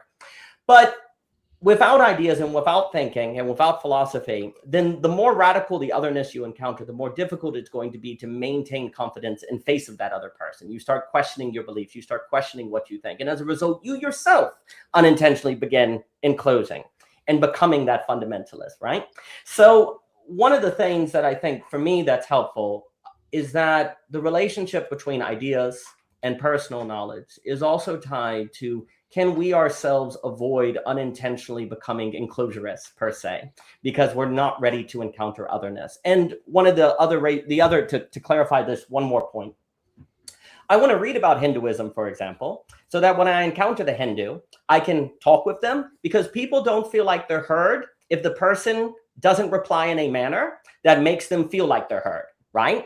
And if I have no idea anything about Hinduism, the likelihood I'm going to reply to that person in a manner that makes them feel heard is quite low, because I'm probably going to say something stupid or something that's completely off. I'm not going to know Hinduism as well as they do, but the probability of them at least feeling like we're in a conversation, and therefore ideas afford the possibility of intimacy with difference, because ideas are valuable to the degree they afford intimacy ultimately, then knowledge helps me create a field where intimacy becomes possible and I don't unintentionally become an enclosurist, right? And so if we don't do that work, then we can unintentionally become enclosurists, which then we can fall into these pitfalls that I think are being accurately pointed out. More to be said, but that was just coming to mind with the topic. So I want to interject here, because not that I want to disagree with anything you said, because that was well said and very thorough. However, there is such thing as, okay, you mentioned meaning and you mentioned structure, and without structure, meaning is it's gonna lead into chaos. But at the same time, if you change the meaning, you can keep the structure, but if you change the meaning, you're going to end up with something completely different. So there is the thing about being open and still stick to your guns as a metaphor. So you need some kind of boundaries, because some meanings do matter, just like structure does matter. Without structure, again. But like I said, it's about the framework, because you mentioned the axioms, and there's different frameworks, and things are calibrated or interpreted via frameworks. And there's different kind of frameworks. You can throw in a psychological framework, you can throw a spiritual framework, you can throw a craft framework. And yet, we're all people. We're all the same, yet we come up from different. But what am I saying this for? Because we still need some sense of reality. We still need to reality testing. We still need some kind of, okay, I need to adhere to some truths. I need to adhere to some qualities. I need to adhere to some frameworks. I want to keep my meaning. I want to have a better structure, because I want to avoid chaos. So what am I saying this? In the attempt of learning something new, you're going to approach someone with a different idea, different philosophy, different method, whatever you want to call it. They're going to come from a different framework. And that's where the dance happens. It's like, how do I receive this information, and how do I push back? Because I don't want the junk. Give me the quality. I don't, right? You have to filter out the junk versus noise versus signal, right? So in an attempt to be all fades, oh no, and oh, I'm going to learn about everything, there is a potential, if I'm not careful enough, that I lose meaning and I'm back in chaos, right? Where we wanna build structures that hold. And what are they going to hold? They're going to hold the pressure, the forces, because remember, we're going to build a bridge to get to the other side. That bridge better be crafted in a timely manner with materials that are, within the budget, the whole nine. So, yes, we got to be open, but we also got to be careful. And yes, we want to know about them without losing ourselves, because in America, it's going to get controversial. the youth have been bombarded for the last 10 years about lose your meaning, lose your culture, lose your whiteness, lose your this, lose your religion, lose, get rid of that and acquire this new thing, this new different and this. So not that I disagree with what you said, and you said it very well, but I do have to say there's a word of caution that has to be said because we learned from that 10-year experiment that just happened 10 years ago. And we learned that there's some things you don't just throw out the baby with the bathwater. So to summarize, we need meaning and the proper meaning, and we need structure with the proper building techniques and materials and the whole nine, and timely, because we don't got all day, because I am getting old after all, and I got kids and I want them to succeed, and now, not 20 years after the fact, but we also want to not end up in chaos. And I mean, some people would say Europe is burning right now because something happened, and that was changed because of otherness. So again, I don't want to. I want to be the useful friction, not I want to destroy, because I'm not into destroying. I want to build better structures and meanings, so we avoid chaos. I will just jump in and say that's excellent word of caution, Alex, and I don't disagree with anything at all. I think so. A thinker I've done a lot of work on, who I think highly of, is a man named Alfred Korbisky. He wrote a very important book called Sanity in Science, and he's the one who came up with the phrase "the map is not the territory," which is a famous phrase you hear quite often. But he basically suggests also that if we forget that the map is not the territory, that's going to unleash mental illness upon the world. He's writing this at the beginning of the 20th century, and he really sees this as a life and death matter. And I think actually, without going too much into him, his predictions have been borne out. But here's the issue. There's a big difference between saying the map is not the territory, therefore the map does not matter, and the map is not the territory, and therefore we really, really, really need to know our map incredibly well and dedicate our life to it precisely to find where it's not the territory. Right? And you see the mistake, you could say, of if you grant me this, although I think thinkers like Derrida are very nuanced, the mistake of deconstruction was the idea everyone's stuck in their ideology and maps, so let's just get rid of them. That would be almost a kind of cheap perennialism, to use that distinction of Bonhoeffer, costly and cheap. And what that does is actually, as Philip reformed, unleash existential anxiety, because people require maps, they require something that's stable to them, or else life is overwhelming. And that also gets us into like psychoanalysis. So here's the issue. The only way to have any possibility of the proper stance of openness to the other is from knowing your map so incredibly well and being so dedicated to where you are surprised by where it is not the territory. It unveils it to you in your encounters, and that doesn't require you to give up your map. It precisely is thanks to your map that you can find that point and make space for the other without surrendering your beliefs. I call that the Gödel point, based on Kurt Gödel. That's where coherence does not equal correspondence, and that's where we can make space for the other without giving up, say, axioms or orthodoxy. But that requires the radical work of orthodoxy. We have tried to cheat, if you will, by making space for pluralism, by removing our maps. No. You have to work them incredibly hard to get to the place where you can be surprised by why they're not the territory. And that's also where I think you get creative possibility. All of that needs to be radically expanded on. I think that's also where you find beauty. I think that's where you find intrinsic motivation and things like that. And that gets into many topics, but I simply wanted to agree with what you're getting at, Alex. That was okay. We can't have a two-way. Max just came in. I want to see what Max has to say. Hello. Hey, what's up? Nice to meet y'all, like on a stream. I haven't been on one with any of you guys, so greetings. Greetings. That was very insightful. A lot of what both Alex and Daniel both said. I was kind of multitasking a lot, getting things done while I was listening. But the last part I really resonated with, because I know earlier I had like kind of chatted that it can seem, I don't know, am I close enough to the mic? Can y'all hear me okay? Yeah, we can hear you. I had said something about it's like talking to a wall sometimes whenever, at least personally, when I've had conversations with people who are fundamentalist or who identify as that. But the way y'all are kind of like fleshing it out kind of makes it make more sense in a broader sense, where we're not just talking about like a generalized people, but like the actual concepts and how we can engage with them to kind of like progress these conversations outwardly and to be able to embody them, like y'all have kind of been focused on, I think, for a while. That's what I've been hearing y'all say over and over again, is embodiment. And yeah, so I just wanted to break the fourth wall and say, yeah, that I agree with, I really like what OG Rose was saying about a lot of this stuff.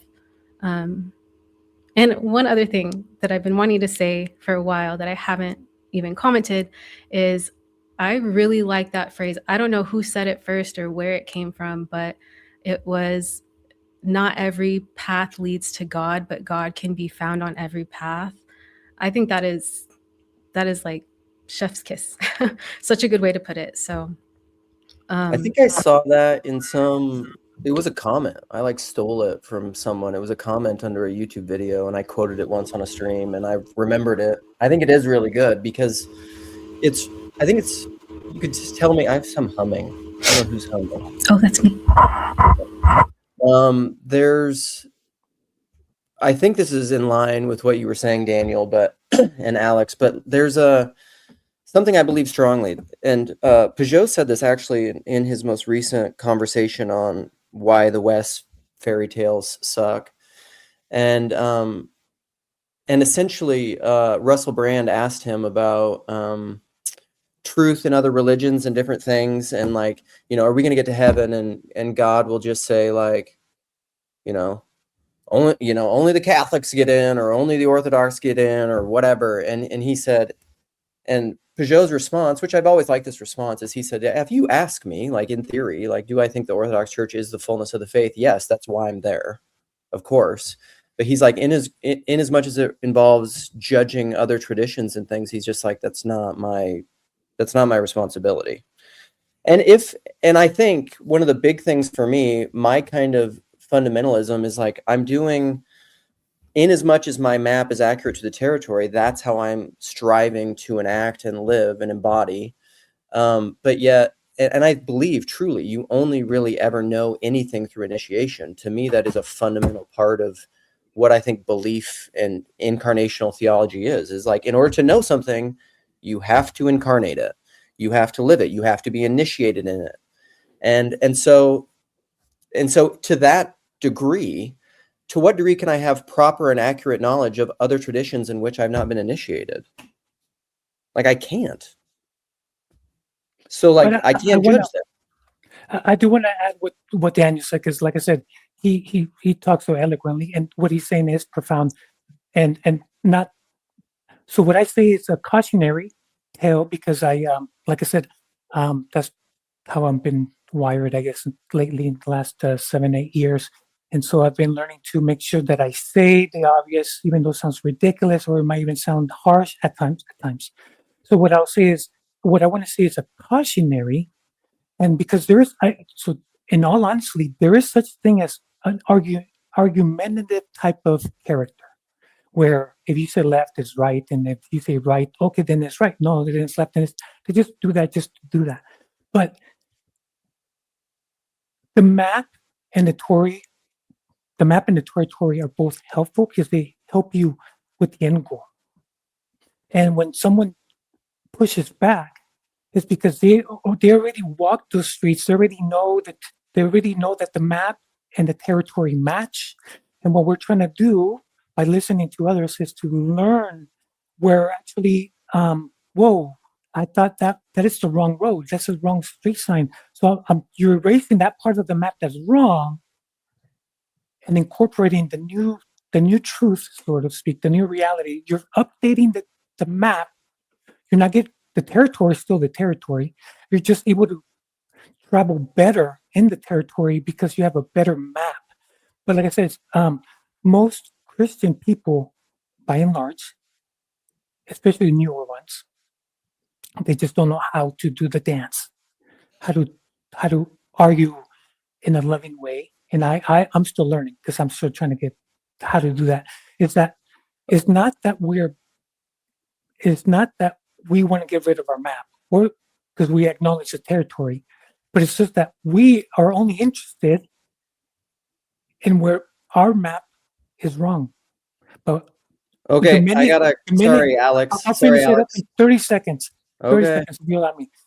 And when someone tells me that road that I walked on, that I know is accurate because I walked on it, and they say, no, that's the one you got to change. And where we get pushback says, no, I'm not willing to compromise on that because I know that's accurate. But the other one that was inaccurate, I'm willing to update that because I know that that's wrong. Yes, thank you for showing me that because I want to improve that. But the problem is always when they want me to change something that I know is true because I walked it and lived it and for generations. Anyways, I'll leave it at that. And thanks. All right, thanks. So we have about 10 minutes left. So it's going to be basically final words. So we got to make space. I don't even know if Lance has spoken yet or Jeff. No, I like this.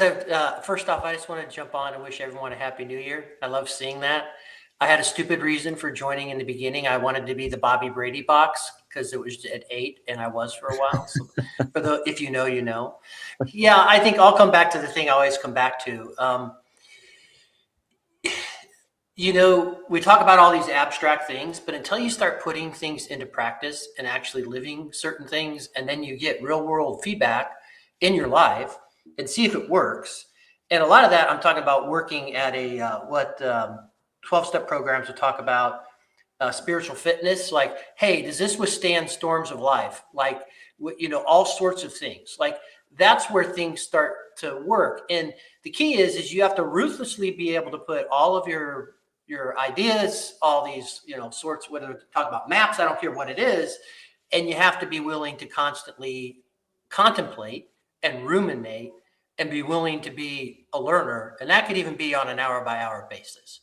One of the things I found in my own life that is really interesting, and I've been thinking about this, where I actually have friends who would kind of proudly call themselves a fundamentalist Christian. But at least they understand they're being fundamentalist about being a Christian, and they realize that they are trying to pursue, and they say have a religion.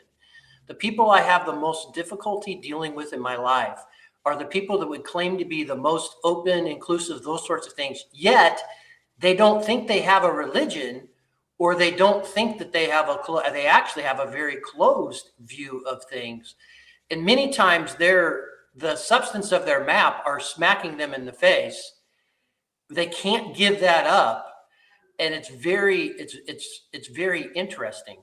I have found, and I'll shut up, I have found in my own life what has helped me with those people who I love in my world that I want to have those relationships with is I just keep things on a very superficial basis with them. There really isn't much. You can lead a horse to water. That includes me, right? If I'm willing to address something or be honest about something, don't have a conversation with me about it because I'm not, when the teacher is ready, when the student is ready, the teacher will appear. There are many lessons that I needed to learn that as a 20-something-year-old Lance, I was not willing to learn until life hit me over the head with the 2x4. I was actually willing to kind of reset, whatever I thought about that. So interesting stuff. I love all the abstract stuff. But I always get down into the real world and start thinking about Jesus' prayer and trying to live a life out and those sorts of things, or following 12-step programs, because I think that's where you figure this stuff out in the action of life. Love everybody. Nice. Thank you. All right, let's keep, we'll probably end up going long, but I want everybody to have final words. So Alex, you had yours. You started. Lance, who wants to go next? Daniel? This is how it's framed for me. I don't know if that's the same for everybody. I'm going to go backwards. Well, I would just say it's been lovely to jump on and see everyone and speak with everyone. I think the work being done here is very, very important. I think conversations like this really, really matter. I think we are formed by the conversations we have more than we often realize. And the less we have them, the less we form. And that's not good.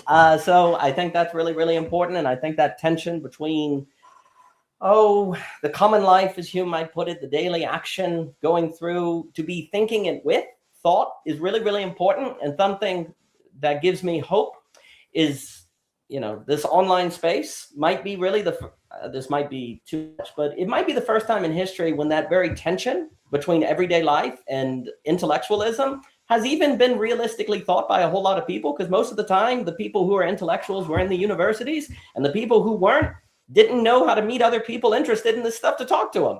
So you had that divide, right?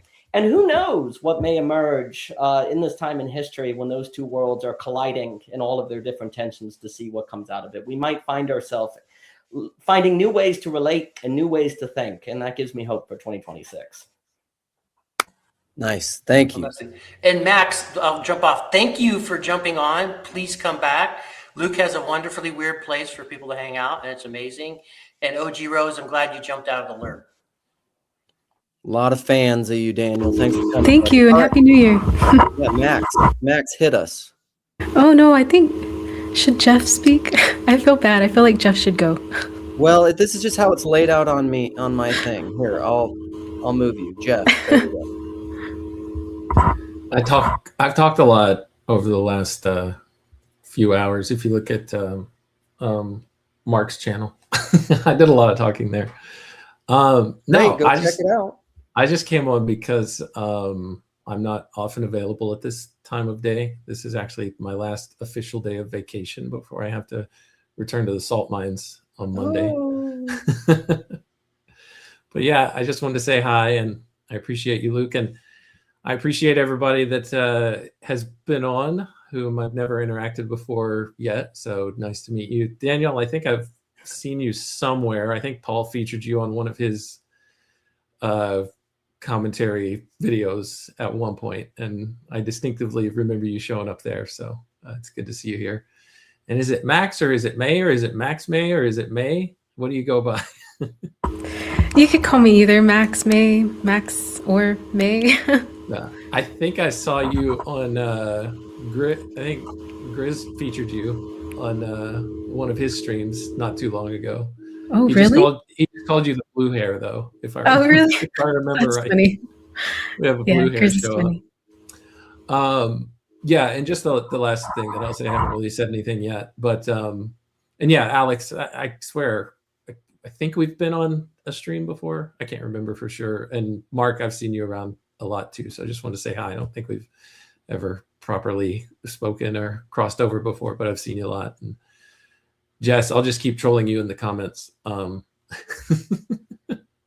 But yeah, Luke, I think what I understand you to be saying about fundamentalism is like perhaps the person that's just completely unwilling to change their map for any reason, to make any alterations, to revisit it, to say, oh, what I thought this was is actually something different now based on my experience that I can't seem to shake. And oh, by the way, I see Lance showing up in the comments. Lance is already gone. So hi and bye, Lance. But yeah, based on what I know about you, Luke, and conversations that we've had, and I think a lot of things that we share there, I'll just speak for myself, though. That's what I try to address in myself is what are the things that are just, completely ossified for me, where it's just like, well, no matter what I hear or what I say, I don't care if it's actually true. I'm never going to change it. Right.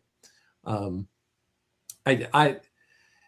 not sure what that thing is. It's easier said than done, right? Whenever I come across what I am truly holding as an axiom and I'm not ready to change it, I don't know how I could then force myself to change it. So, but it is difficult when you encounter that in other people. And so I try my best not to be that way and to be as open as possible to actually contending and interfacing with reality as it's presented, because Lance talked about 12-step programs, and one of the things that they teach is you're not in as much control as you think you are. And I think that's where a lot of this stuff comes from, is our desire to control so that we can navigate, right? There's sometimes, a lot of times control is framed as a negative thing.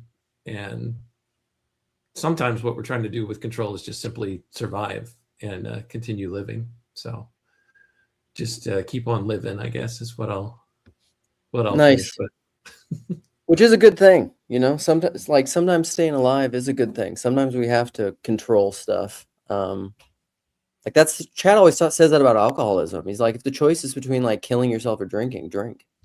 Like control it, cope, you know.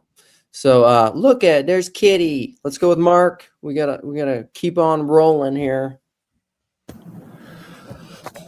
So I really like what Daniel was saying the first time he spoke, second time as well. I've developed this idea I'm calling the wall in the garden. So you can compare it to the Garden of Eden. So within the garden there God walks, and then we've got a wall, and then we've got the outside, and seems to me exactly what he was saying. So that was good as a reassurance that I've got the right of things. The word fundamental for me means something like of the earth, fundament, the what's at the beginning. It's something like that. That's how I hear this word in my head. I might be wrong about that. And finally, you're all doing podcasts when I'm sleeping, so I just want to. I hope you all have a great Christmas. Happy New Year. I've missed you guys because you're all doing live streams when I'm asleep. So God bless you all, and let's hope this year's better than most people expect it to be. Nice. Thanks, Mark. Go Majos. All right, Max, you're up, or do you want to wait? Let's let Max go last. Jess, you do it. I don't know. I was just thinking about whenever someone talks about building structures and all that kind of stuff. I mean, I agree with basically what's being said, and of course that's the case sometimes. But then always comes to mind is Leviathan, and the conversation I've been having, you know, with Luke and David Booster-Teal and the whole idea about becoming Leviathan, not Leviathan meaning not meaning evil, but becoming the type of creature that can live in the chaos. And this seems to be something that happens in transitionary times, Leviathan. And then it's also kind of not up to you. It's something that's embodied that you become, that isn't like built like some sort of structures from axioms or whatever. It's something that you are that. So like, there's not enough time to talk about all this, but I always think about that, and that there's something of letting go of your ability to structure things, and then a trusting of the type of creature that God has made you, and then it's kind of in these periods where you're sort of I don't know what to. It's almost like it's a means of dead reckoning when you're in a dark night of the soul. Your culture's in a dark night of the soul. The world's in a dark night of the soul. How do you manage that and whatever? It seems to be something like that. And so that's just sort of a counterpoint to all the talk on structure and mapping and whatever, because then you become the structure, and it's a living structure in relationship with a world. And so you kind of get like the map's gone, and it's something like you're doing parkour. It's a direct interaction with the world where you don't necessarily have time to think. You have time to be, and you make decisions, and whatever God has made you is is going to sort of be the outcome. And there's a deep trust that I have in God for all that, but also like, it's not necessarily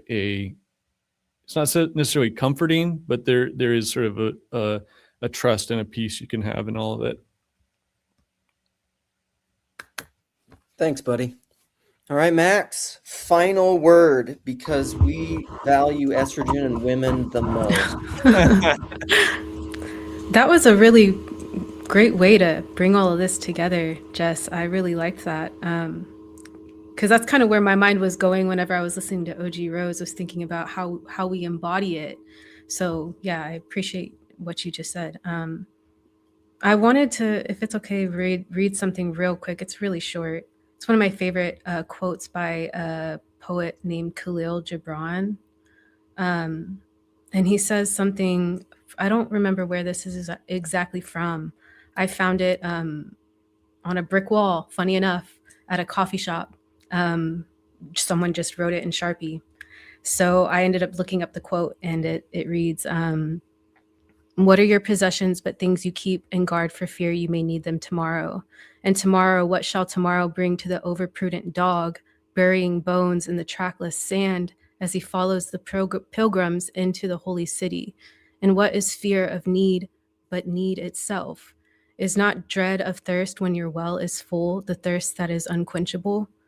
And I feel like that kind of relates to what we're talking about, because when we're talking about like structure and balancing it with chaos, like that's kind of where I think that impulse comes from, is from like we do have that instinct to protect and to guard what has sustained us, but at the same time life is ever changing and evolving, and to keep up with, you know, whatever God is doing, we can't be, I mean, we can be the stone, but I mean, we'll just be chiseled away by the flow that God is, you know? So, yeah, I just wanted to read that because that's what came to mind while you were talking, Jess, because it was like, I felt like it kind of resonated. It took my thought further because you said very clearly what I was thinking whenever I was listening to Daniel. So, yeah, that's, I guess I'll go ahead and end it with that. Nice. Well, thanks everybody for coming. I gotta go. I gotta go do other things in the day. What I would say is, yeah, Daniel, Max, thanks for coming. Thanks everybody else for coming. If Daniel produces a lot of content, check out his channel. Is it just YouTube at OG Rose? Is that it? And he's often doing live streams. He's often doing videos. You could probably reach out and talk to him if you want. If people want, a lot of people were saying, you know, they really appreciate the me open it up in the conversation. I will try to keep my monologues to less than an hour in the future.